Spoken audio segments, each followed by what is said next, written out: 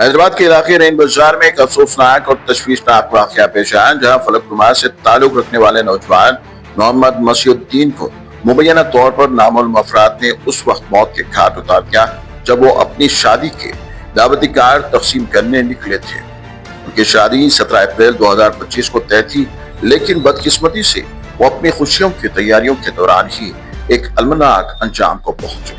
ये वाकया न सिर्फ दिल दहला देने वाला है, बल्कि शहर की मौजूदा सिक्योरिटी सूरत हाल पर भी एक बड़ा सवाल खड़ा करता है। सरेआम शहर के एक मसरूफ इलाके में इस तरह का वाकया पेश आना पुलिस और कानून नाफिज करने वाले इदारों की कारकर्दगी पर तनकीद का बाइस बन रहा है। डीलक्स मेडिकल हॉल जैसे अवामी मुकाम पर होने वाला ये वाकया जाहिर करता है कि जराम पेशा अनासर किस हद तक बेखौफ हो चुके हैं।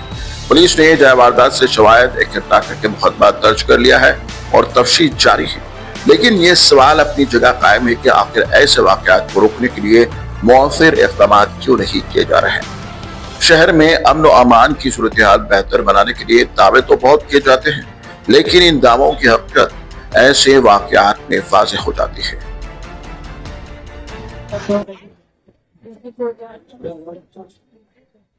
आज मेरा भाई मोहम्मद मसीहुद्दीन को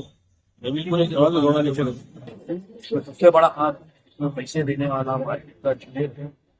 सारी हाउस पे जो नामा मेरा भाई सुधारने का शादी करने वाला ये दिन में उसकी शादी थी। आज उसको गुना बोल के पुलिस वाले मिला के कैसा मारे वो अल्लाह पता देने वाला है। अगर 18 जनी 20 जने आप लाख एक बार उसको देखो बहुत बुरा मारे। मैं मेरा भाई हूँ, मेरे भाई की चांस का कुछ बैठा था क्या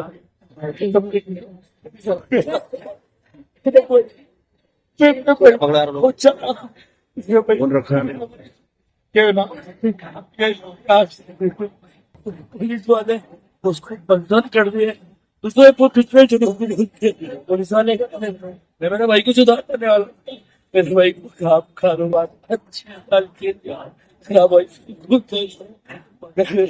मारे ये 18-20 जने मिलते मारे, जिसमें कई लोग आप पैसे भी दिए बोल के मालूम हो रहा है।